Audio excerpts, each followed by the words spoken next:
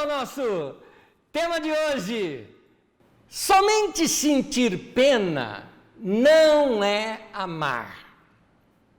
Sobre este momento do tema de hoje, eu vou abordar mais no final da mensagem. Nós vamos construindo algo aqui para você entender melhor o porquê desta frase.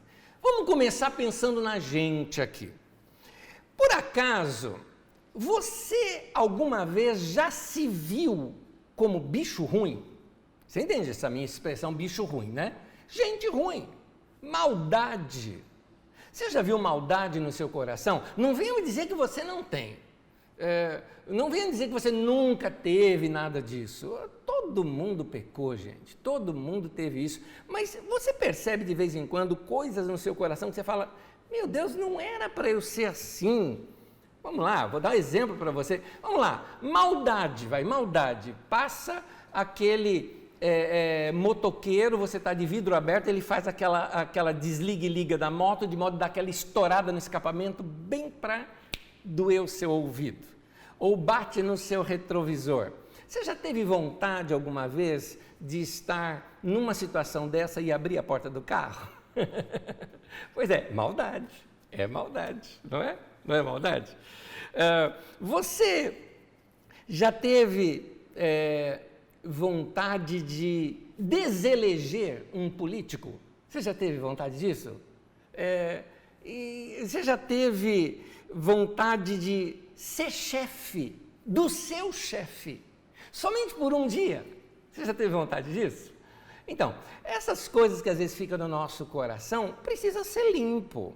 Nós temos que tirar esse bicho ruim de dentro da gente quando a gente deseja o mal da outra pessoa, não é? Tudo bem, você tem direito de discordar do político, tem direito de discordar do seu chefe, mas você não tem direito de desejar que o outro morra, não é verdade? Você já teve isso no seu coração, maldade? Você já teve maldade, por exemplo, de pegar um negacionista que diz que não pega nada, que esse negócio é tudo uma invenção de vírus, e aí a pessoa pega e você como que fica meio contente que ela pegou? Pois é maldade, é maldade. Essas são coisas que acontecem no coração da gente. Eu já confessei pecados aqui para vocês que eu já tive situações como essa. Eu me lembro uma vez, no lugar onde eu morava, um vizinho deixou música ligada a noite inteira, sonzeira alta. E eu me lembro muito bem que quando dava meia-noite tocava Sidney Magal, né? Era meia-noite, quero vê-la sorrir, quero vê-la cantar, e eu ouvindo tudo aquilo e querendo dormir. Isso de sábado para domingo, que eu lembro bem cedo no domingo, por causa do meu preparo e de vir para as reuniões. E assim, eu não estou falando coisa que para ali meia-noite, estou falando de 3 da madrugada, 4 da madrugada, e aí eu chegava com o olho roxo aqui, não é? Com olheira aqui para as reuniões. Eu já tenho olheira naturalmente, dá para você ver, né? Isso é desde a minha infância que eu sou assim. Tem gente que às vezes coloca aí, olha, o Anésio está com muita olheira, esse é o normal dele. Agora imagina eu dizendo que estou com olheira, era um panda, né? Eu vim aqui para a reunião, parecia um panda.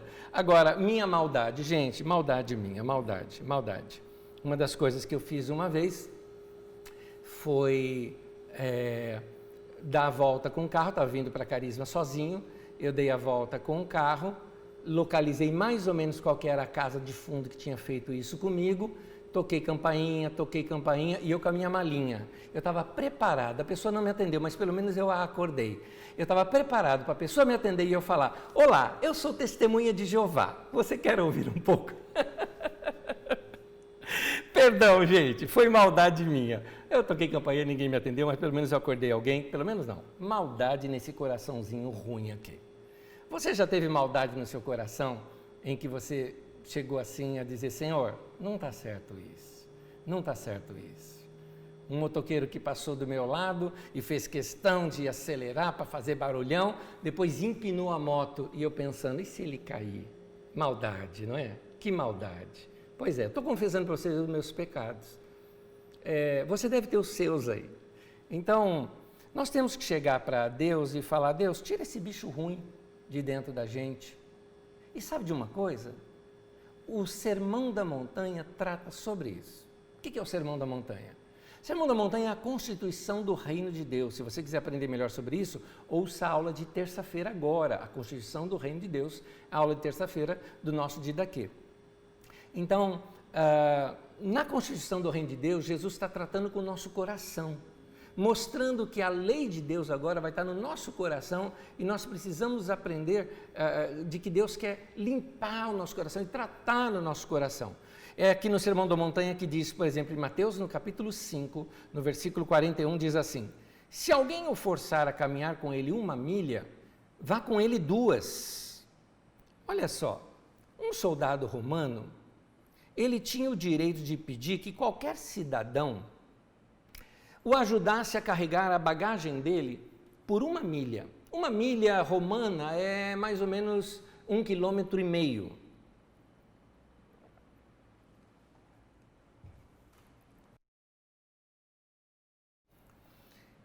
E isso seria obrigação de qualquer cidadão. O soldado romano, por ele carregar muitas coisas e estava defendendo o país e colocando ordem no país, ele tinha o direito de chegar para um cidadão e pedir para carregar 1,5 milha enquanto ele relaxa e se prepara para voltar a pegar aquilo, porque da 2ª milha em diante a responsabilidade é dele. No entanto, Jesus fala que se alguém te obrigar a caminhar com ele 1 milha, ande 2. Faça o inesperado, vá além. O que significa isso? A 2ª milha era o que o outro, no caso o soldado, deveria fazer e não o que você deveria fazer. Com isso, Jesus nos ensina o seguinte: para que fique tudo bem na vida da gente, e principalmente num relacionamento, é preciso você andar a 2ª milha. Andar a 2ª milha é fazer o que o outro deveria fazer. Seria mais ou menos o seguinte, mas sou eu que estou certo. Por que eu que tenho que ir lá pedir perdão? Pois é, ir lá e pedir perdão é fazer a 2ª milha, é fazer o que o outro deveria estar fazendo. Mas eu é que estou certo. Aí eu te pergunto, você quer estar certo ou quer ter paz? Meu querido, valoriza a tua vida e os seus dias, que passam tão rápido. Para que ficar aí com amargura no coração? Busque a paz, busque contato com essa pessoa. Fala, olha, desculpa se te ofendi ou se eu te provoquei alguma coisa. Ande a 2ª milha e você vai andar em paz. Sabe o que vai acontecer com isso? Você vai limpar o teu coração, tocar esses bichos ruins, limpar essa maldade desse coraçãozinho que está aí, não é? Esse coraçãozinho peludo, né, que você tem, né? Tem que limpar esse coração para que você fique com uma vida boa. Por exemplo, nós precisamos lutar contra algo também que vira e mexe, contamina o nosso coração, que é a inveja. A inveja está aí, gente. Você descuidou, ela entra em você. É igual um vírus. Já já você pega a inveja, não é? Porque não dá para dizer que você é uma pessoa boa e correta, um bom cristão, se você vive, por exemplo, com inveja da conquista dos outros. Tem gente que não sabe lidar com a conquista de outras pessoas. Então, a Bíblia nos ensina algumas coisas que eu acho muito interessante. Num dos ensinos dos evangelhos, aliás, tem alguns ensinamentos nos evangelhos, por isso que eu recomendo você ler bastante. Que quando você lê bastante, você começa a tirar lições dos detalhes do texto e não do discurso, do milagre. Porque às vezes no texto tem um milagre, tem um discurso, e a gente perde o detalhe da introdução daquilo. É muito interessante, tem muita coisa interessante. Por exemplo, tem um sermão de Jesus em que ele prega à beira-mar ou à beira de um lago, né? O lago de Genezaré e o mar da Galileia é o mesmo lugar, tá? Ou o mar de Tiberíades, como você quiser, são todos nomes do mesmo mar ali, que é o mar da Galileia. Jesus está ali no mar da Galileia e ele prega um sermão, o povo fica maravilhado, aí ele orienta os donos do barco a ir num determinado lugar, a jogarem uma rede, eles já tinham pescado a noite inteira, não tinham pego nada, vem aquele milagre de muitos peixes que eles pegaram, e aquele milagre todo, e o chamado de Pedro, que ele seria um pescador de homens. Uau, que texto maravilhoso! Pois é, mas na introdução do texto, tem um detalhezinho que vai nos ensinar algo aqui. Às vezes a gente perde esses detalhezinhos de passagem, dos textos bíblicos, né? São lições que ocorrem sem um ensino verbal daquilo, ocorrem num gesto, numa atitude. Um deles é esse que eu vou ler para você. Lucas 5, de 1 a 3. Olha a introdução dessa história toda. Diz assim: certo dia, Jesus estava perto do lago de Genezaré e uma multidão o comprimia de todos os lados para ouvir a palavra de Deus. Viu à beira do lago 2 barcos, deixados ali pelos pescadores que estavam lavando as suas redes. Entrou num dos barcos, o que pertencia a Simão, e pediu-lhe que o afastasse um pouco da praia. Então sentou-se e do barco ensinava o povo. O que quase passa despercebido aqui nesse texto é o seguinte fato: tinham 2 barquinhos e Jesus entrou em um deles. Como é que você se sentiria se Jesus entrasse não no seu barquinho, mas no barquinho do lado? Como é que você se sente? Como é que você se sente quando Jesus entra no barquinho do lado? Como é que você se sente quando daqui a pouco alguém próximo de você é abençoado com alguma coisa, sei lá, um sorteio, alguma coisa, e você mal consegue pagar isso, as prestações, não é? Como é que você se sente?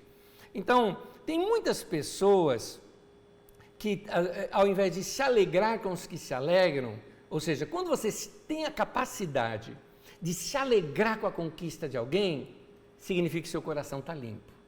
Mas quando você tem aquela inveja enrustida, porque inveja a gente não gosta de mostrar que tem, porque quem mostra que tem inveja, ele está se denunciando e se jogando lá para baixo. Mas então, para não mostrar a inveja somada com um pouquinho de orgulho, você não quer passar para os outros essa ideia que você está com inveja da pessoa. Então tem aquela inveja enrustida. Chega uma pessoa, por exemplo, quem sabe um parente, um amigo seu, uma pessoa querida ou a pessoa vizinho ou alguma coisa, com um carro novo, aquele carrão bonito. E aí, ao invés de você se alegrar com a pessoa, fala naquela inveja enrustida: tá podendo, hein? Olha, essa brincadeira mostra que tem cisco lá dentro. Tem bicho ruim lá dentro desse coraçãozinho peludo. Precisa limpar, precisa lavar esse coração. Isso acontece também. Acontece, por exemplo, vamos dar um exemplo aqui bem típico. Acontece entre as mulheres, por exemplo. Aquela sua amiga que há muito tempo você não vê, tudo mais, sei lá, se era da igreja, ou se era de faculdade, ou seja, o que for, ou aquela parente, não é? Aí daqui a pouco, só que você não é muito chegado naquela pessoa, tal, mas era amiga, tal. Aí depois de alguns anos vocês se encontram e você a vê, e aí ela está bonita, cabelo bonito, umas unhas bonitas, né? Corpo bonito, roupa linda. E aí você olha assim e fica olhando, né? E olha e fala: e a desgraçada ainda está magra, né? Você olha tudo aquilo e ainda sua amiga, outra amiga, chega e diz o seguinte: nossa, você viu que cabelo dela, que lindo? Aí, por causa da inveja, né? Você: não gostei da cor, né? Você dá aquele toquezinho assim, né? Ela tá bonita, mas esse mas tem que se prolongar com esse S para dar aquele toque da serpente, né? Mas, né? Pois é. Falando de nós aqui, gente, a gente precisa pedir para Deus para limpar o nosso coração. Porque essas coisas, embora eu estou tratando aqui com bom humor, elas são muito feias. É por isso que Mateus capítulo 5, versículo 8, o texto diz assim: felizes são, bem-aventurados, os limpos de coração, porque verão a Deus. Eu estava estudando esse texto e fui estudar no texto grego, para checar alguns detalhezinhos do texto que de repente a nossa tradução não pega.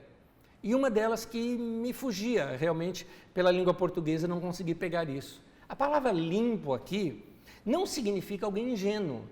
A palavra limpo aqui, na verdade, mostra algo sujo que foi limpo, ou melhor ainda, essa palavra ela é usada, por exemplo, numa plantação de uvas, quando você limpa as parreiras, né, quando você poda as parreiras, para ser preparado para ela carregar fruta.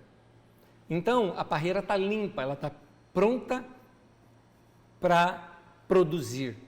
Você vê, por exemplo, Jesus fala, vocês estão limpos pela palavra que eu tenho falado para vocês. Quando você recebe essa palavra que eu estou falando com você aqui, ou quando você lê as Escrituras e as Escrituras falam ao teu coração, e você obedece, e você cede, e você se entrega para aquela palavra, ela vai lavar o teu coração, ela vai limpar o teu coração de toda essa maldade, ela vai podar você para que você possa dar muito mais frutos. Por isso nós precisamos chegar para Deus e pedir, Deus, tira essa maldade do meu coração, tira essa maldade que às vezes ela é enrustida. E é aqui que entra uma história. Tem uma história de um homem que com maldade no coração quis dar uma pegadinha em Jesus. Essa história, ela aparece em Lucas no capítulo 10, do versículo 25 ao versículo 37, que eu peço que depois você faça uma leitura cuidadosa em diversas traduções, para você se aprofundar cada vez mais nesse texto. O que eu vou fazer hoje é narrar o texto para você, e depois ler um pequeno trecho dele apenas. A história toda é de um homem que, querendo fazer uma pegadinha com Jesus, ele era mestre da lei. E ele chega para Jesus e pergunta, o que eu posso fazer para herdar a vida eterna? Ora, quando ele pergunta isso, ele queria, na verdade, de alguma forma, ganhar uma certa popularidade em cima da popularidade de Jesus. Vou te explicar isso melhor. Ele era um mestre da lei, Jesus também era um mestre da lei. Só que Jesus era um mestre popular e este homem não era popular. Então ele querendo testar Jesus em público para mostrar que ele também sabia as coisas, é claro que esse homem veio observando Jesus, porque quando ele pergunta isso, Jesus responde, o que está escrito na lei? Como você a lê? E esse homem respondeu algo que você vai encontrar em outros textos na boca de Jesus. Ele respondeu, amarás o Senhor teu Deus de todo o teu coração, alma, entendimento e força, né? Que é o primeiro grande mandamento, isso está lá no livro de Deuteronômio, no capítulo 6, é o Shema, não é? E também, usando um texto de Levítico, ele diz, e amarás o teu próximo como a ti mesmo. Então, esse homem estava querendo mostrar para aquela multidão que estava ali ouvindo Jesus, ou que estava ali ao redor de Jesus, dizendo, viu, eu também sei falar bonito igual ele. Eu também falo igualzinho ele, olha só, ele estava querendo pegar carona na popularidade de Jesus, só que com maldade no coração. Parêntese, isso me mostra que muita gente que vem falar com a gente com bajulação, muitas vezes é pura maldade de coração.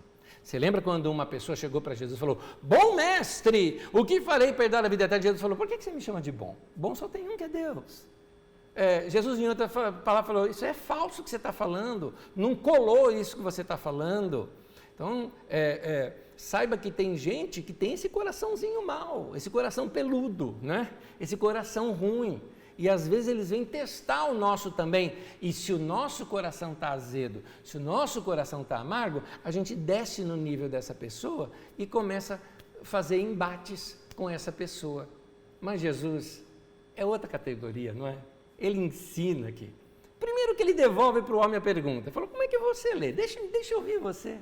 Jesus dá oportunidade para aquele homem. E esse homem fala tudo isso, tudo mais. E Jesus falou, está perfeito.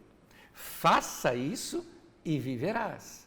É interessante que este homem vem falando com Jesus sobre ter. O que eu preciso fazer para ter? E Jesus ensina sobre fazer. Faça alguma coisa, seja, né? Viva isso. É muito interessante a maneira como Jesus trata. Mas continua a história. Então,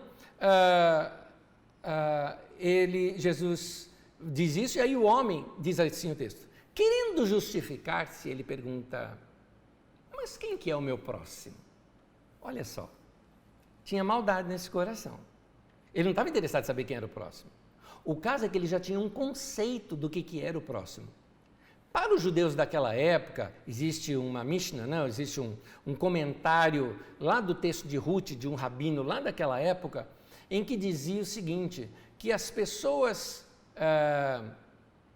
que são estrangeiros, que são de outras nações, que não são ali dos judeus, não são seus parentes, não são do seu próximo.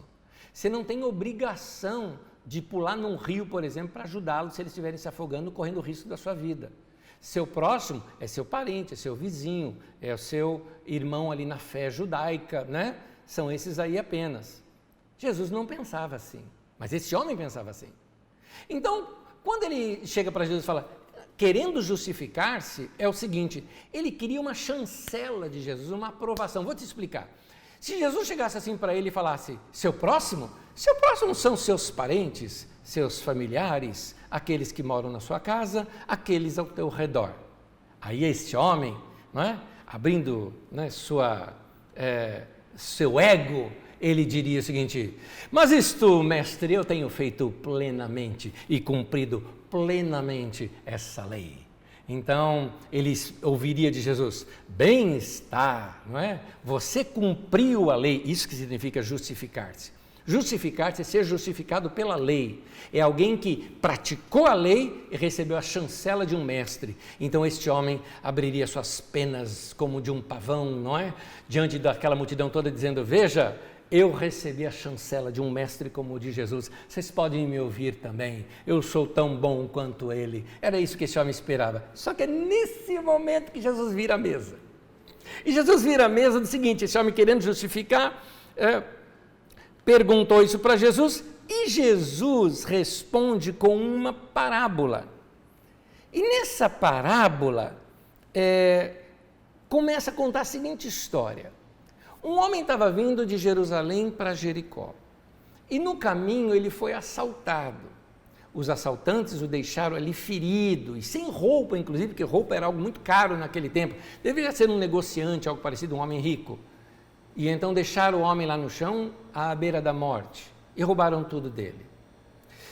Nisso passa um sacerdote, e o sacerdote, ao passar, vê ali o homem, está ensanguentado, ele vai se sujar de sangue, aí ele não vai poder exercer o sacerdócio porque ele fica impuro, precisaria passar por alguns rituais, ele passa de largo. Aí vem um levita e também faz o mesmo do que ele. E finalmente vem, sabe quem? Um samaritano. Jesus coloca como mocinho da história alguém de um povo odiado. Judeu não suportava samaritano, judeu achava samaritano gente de segunda categoria, nem gente era, sabe? Judeu encarava o samaritano dessa maneira.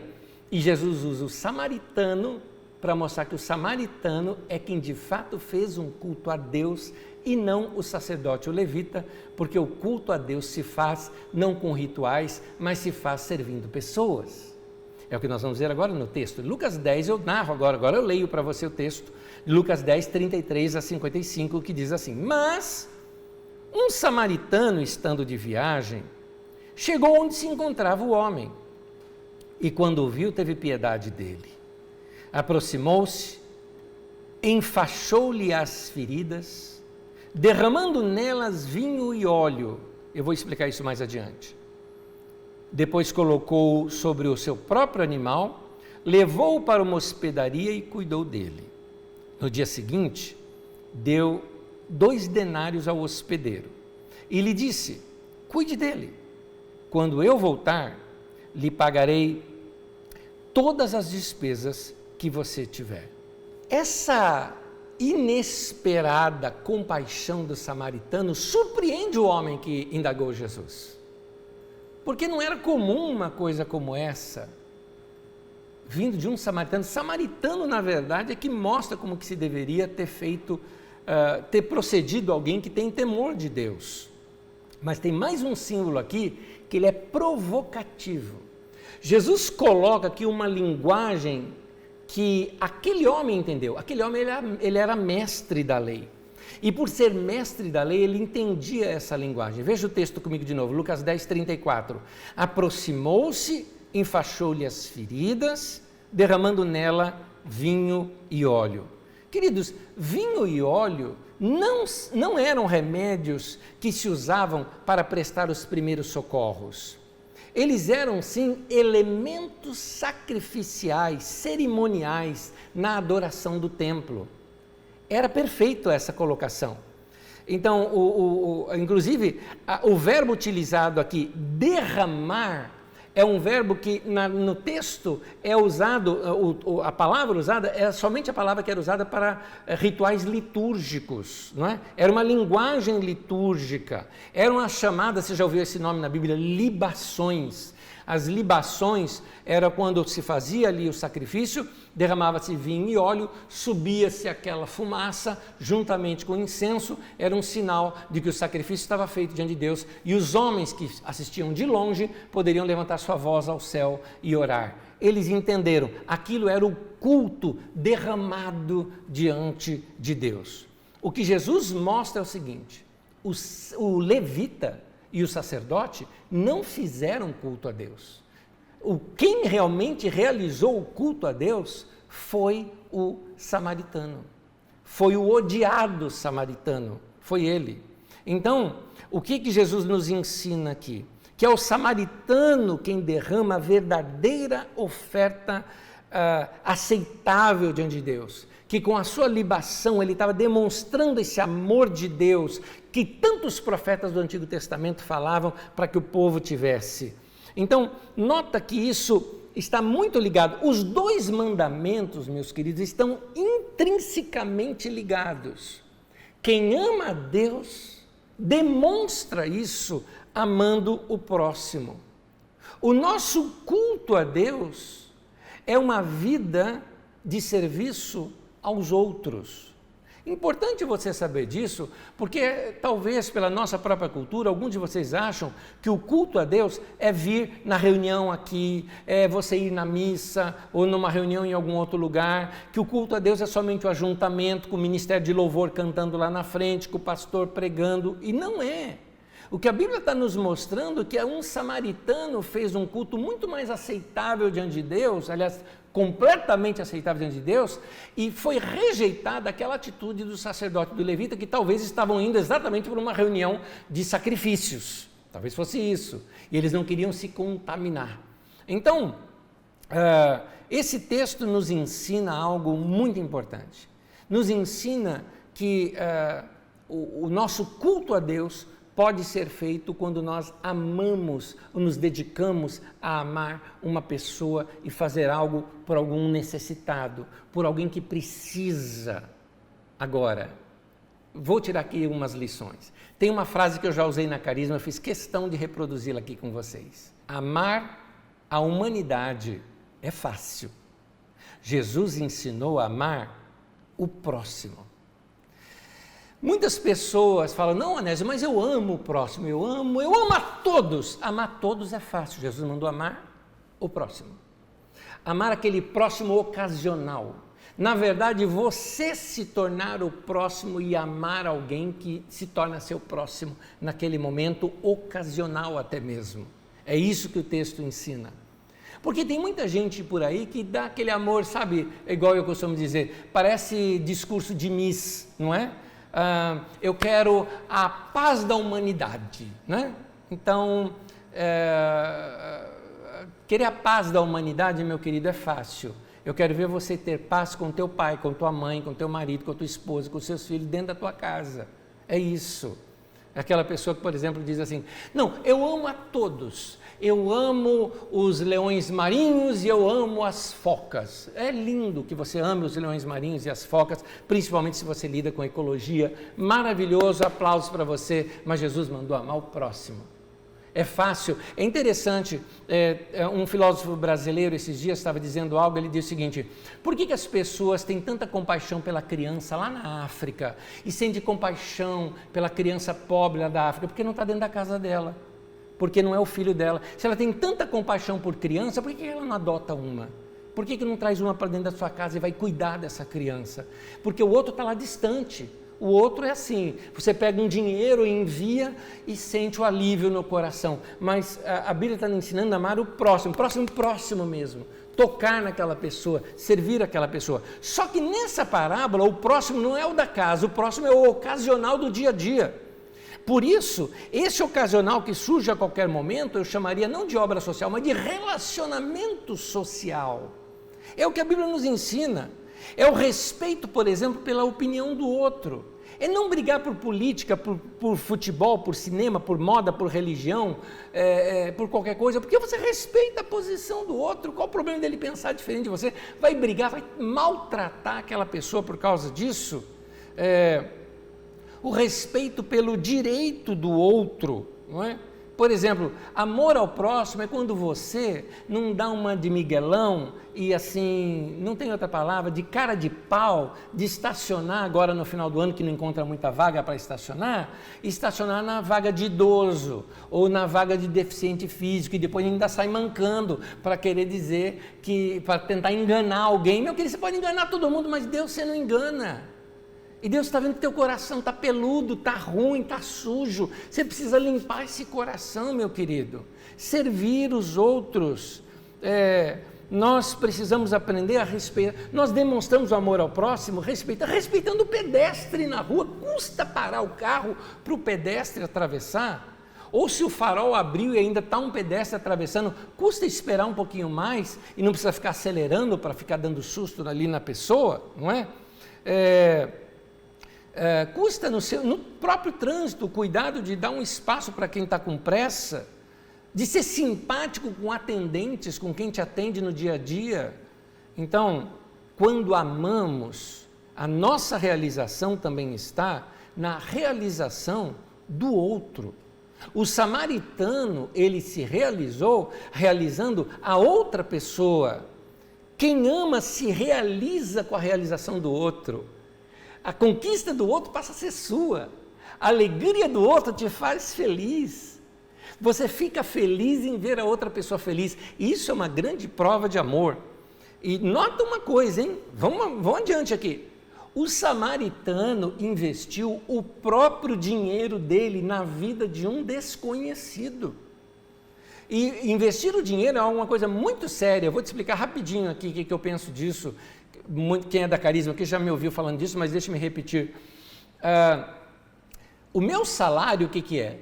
Eu trabalhei um mês inteiro, doei horas da minha vida que nunca mais vai voltar, já é passado, e a empresa me pagou por aquele mês trabalhado, por aqueles dias da minha vida, ela comprou aqueles dias da minha vida. Eu dei a minha vida ali na empresa, meu pensamento, minha força física, minha saúde, meu horário, e a empresa então me pagou. O que é aquele dinheiro? Aquele dinheiro é uma representação da minha vida que já foi.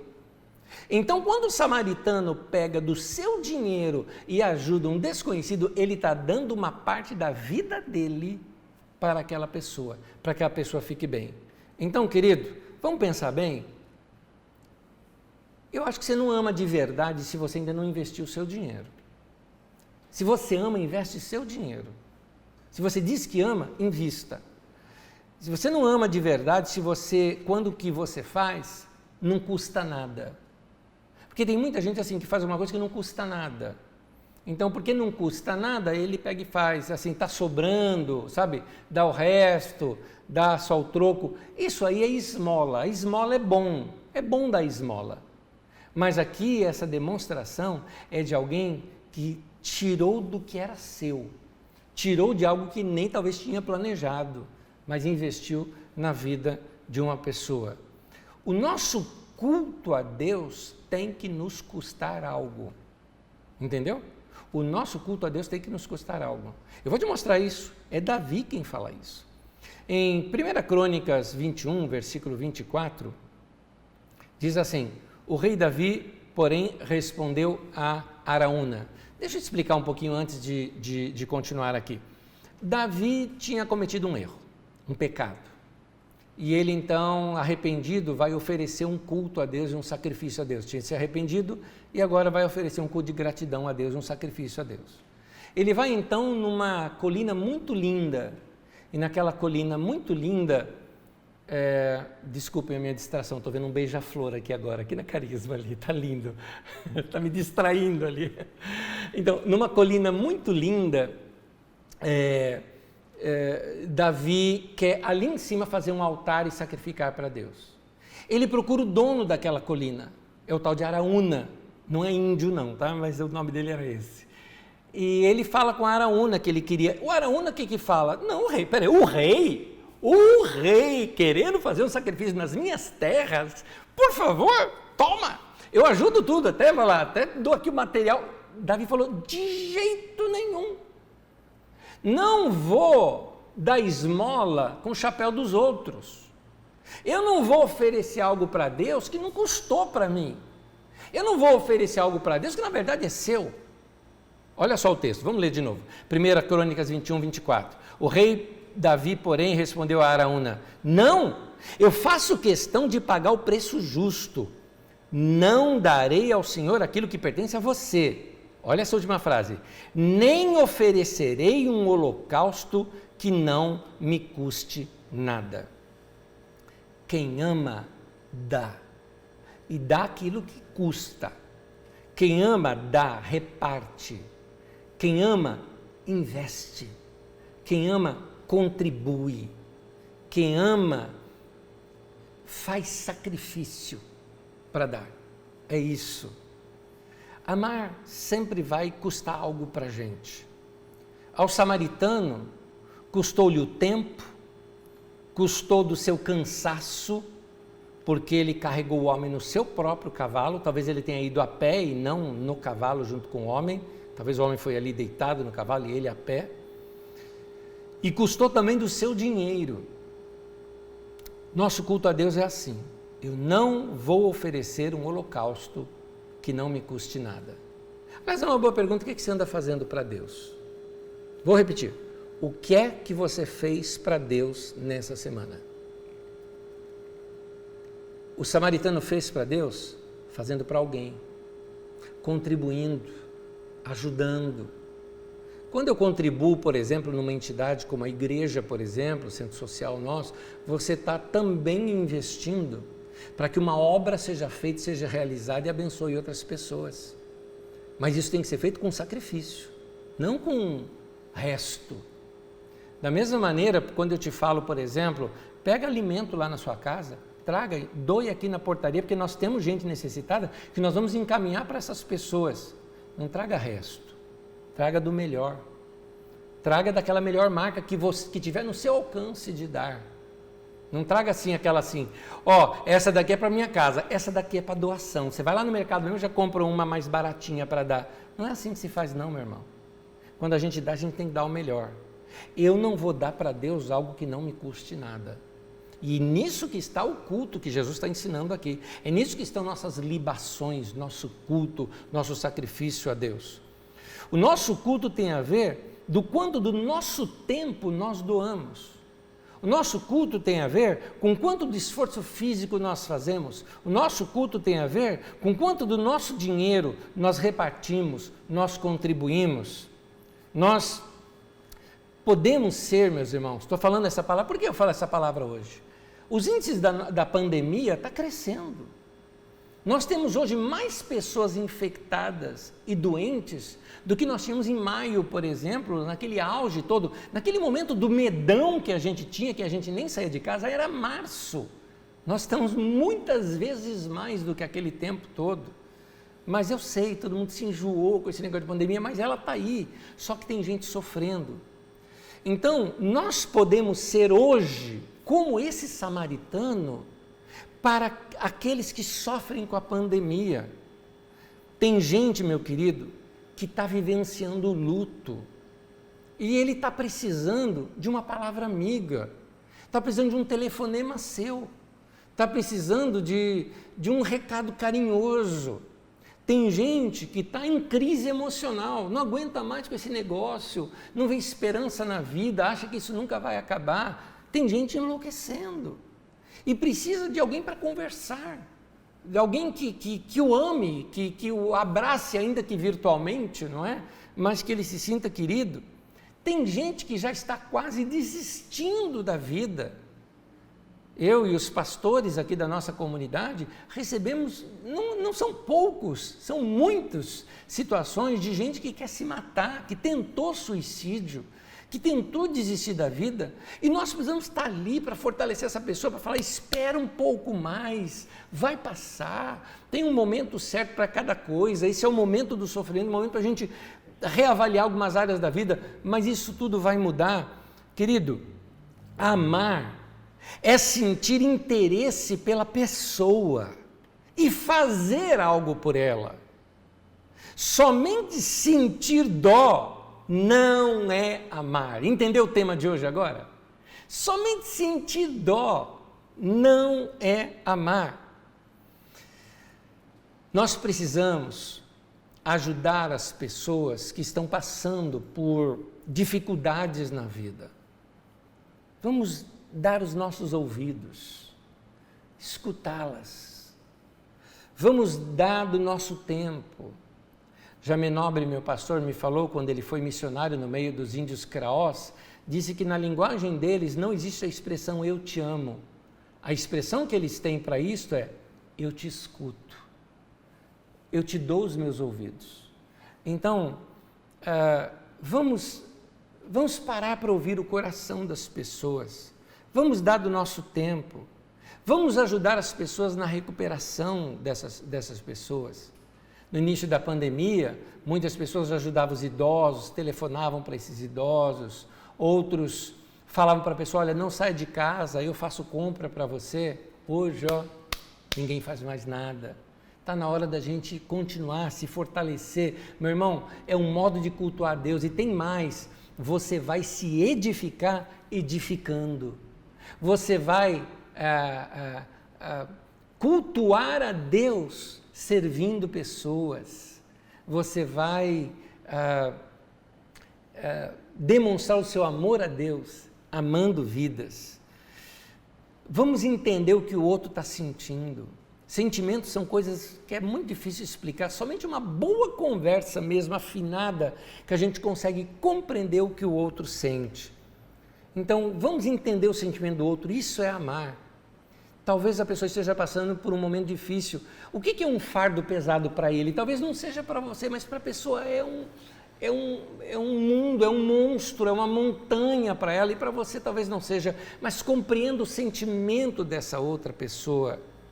Eu poderia acrescentar aqui também este cuidado com os idosos. Eles merecem nossa atenção. Eles deram da sua vida já, deixaram história, marcas na nossa vida.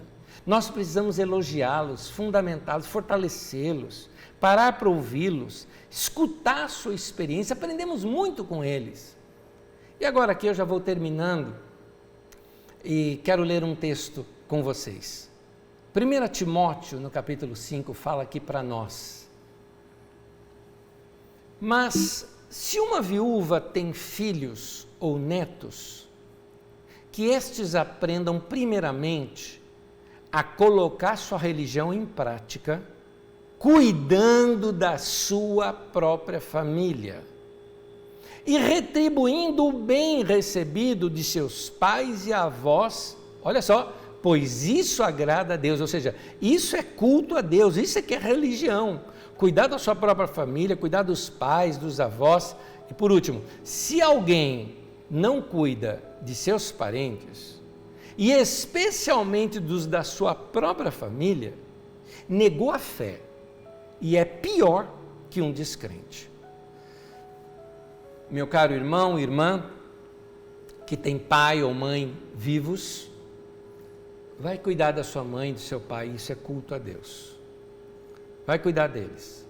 Dá uma ligada para eles hoje já, leva alguma coisinha lá para eles, torna a vida deles mais gostosa, vá honrá-los por tudo que eles já fizeram por você. Tem pessoas idosas na sua família, dê atenção para elas de alguma maneira. Então, é importante a gente se lembrar desse ensino de Jesus. Esse ensino de Jesus é muito forte. Eu só quero te lembrar que aqui, nesse ensino, aparecem 2 tipos de pecadores nessa parábola. Os primeiros pecadores são os assaltantes, que eles feriram aquele homem usando de violência. Foram pecadores ativos. Note que é interessante que o pecado na Bíblia tem a ver com, se o mandamento é amar a Deus e amar o próximo, pecado na Bíblia tem a ver com não amar a Deus ou não amar o próximo. E esses homens, ao fazerem mal ao próximo, isso se torna pecado e algo detestável diante de Deus. Eles assaltaram alguém, foi um pecado ativo. Mas o segundo grupo é um segundo grupo de pecados passivos, que você não fez, que você deixou de fazer. Você não cometeu, você deixou de fazer e por isso cometeu. É o pecado dos religiosos, do sacerdote e do levita, que feriram o homem pela negligência. Aquele homem poderia ter morrido, por causa que esses homens negaram estender a mão, negaram ajuda, negaram o seu tempo, negaram o seu cavalo, negaram o seu dinheiro. Então, a oportunidade não aproveitada de se fazer o bem se torna mal. É o que diz Tiago, capítulo 4, versículo 17, que diz assim: pensem nisto, pois, medita nisso, põe isso na tua cabeça, reflete isso que eu estou falando, diz aqui, palavras de Tiago, irmão de Jesus, grande líder na igreja de Jerusalém, um grande apóstolo. Ele diz: quem sabe que deve fazer o bem e não o faz, comete pecado. Que Deus nos dê arrependimento, que Deus nos dê um coração limpo, lavado, bem-aventurados limpos de coração. Vamos deixar que Deus limpe o nosso coração pela palavra. Como Jesus falou para os discípulos, vocês estão limpos pela palavra que eu tenho falado. Se essa palavra falou com você, se arrependa, muda de mente, muda de coração. Isso é arrependimento. É você hoje se propor dizer o seguinte: nessa semana eu vou fazer um cultão para Deus. Não é reteté, não é dar pirueta, não é cantar, não é nada disso. Eu vou fazer algo para alguém. Porque às vezes até o nosso culto a Deus pode não ser culto a Deus. De repente o músico ou o cantor está lá cantando para se aparecer. Isso não é culto a Deus, é culto do ego. De repente o pregador está lá falando porque ele quer ficar famoso, ele quer falar um monte de coisa, dizer que ele pode. Isso não é culto a Deus, isso é culto do ego. O culto a Deus é aquilo que nós fazemos diretamente a Ele, para o coração dele e também ao próximo. É quando eu pego meus dons para servir alguém, quando eu me sacrifico e faço algo porque eu quero ver aquela pessoa bem. É como diz a Bíblia, Jesus, vendo a multidão, teve compaixão delas e passou a ensinar-lhes. Então, ele ensina não porque ele gosta de ensinar, ele ensina porque ele tem compaixão daquele povo e quer ver aquele povo livre, com uma vida nova, com uma vida diferente. É isso que tem que estar no meu coração e no seu coração, meu irmão. Vamos nessa semana fazer um cultão para Deus.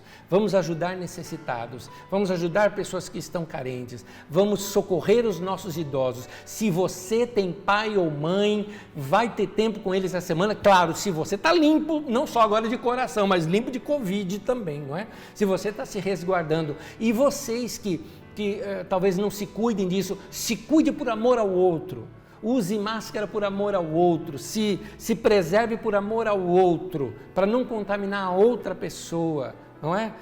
Para poder fazer algo em prol do próximo. Vamos fazer um cultão para Deus nessa semana, cheio de boas obras, cheio de amor ao próximo, cheio de amor ao nosso Deus. Nós vamos orar nesse momento e depois nós vamos participar juntos da ceia do Senhor. Vamos orar.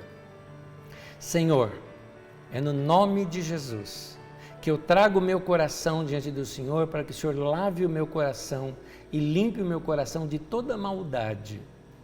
Que eu tenha um coração bom, um coração puro, um coração generoso, um coração misericordioso, coração que se compadece, coração que tem compaixão, coração que consegue se abrir para sentir o que o outro sente, sem egoísmo, sem mais mas eu, sem isso. Que o Senhor nos dê um coração totalmente devoto ao Senhor e ao próximo, onde nós possamos usar as nossas vidas para que as nossas vidas sirvam de alimento ao próximo também. Eu te peço, ó Deus, guarda a nossa vida, que o Senhor cuide do nosso coração e torne o nosso coração sempre um coração limpo diante do Senhor. Em nome de Jesus. Amém e amém.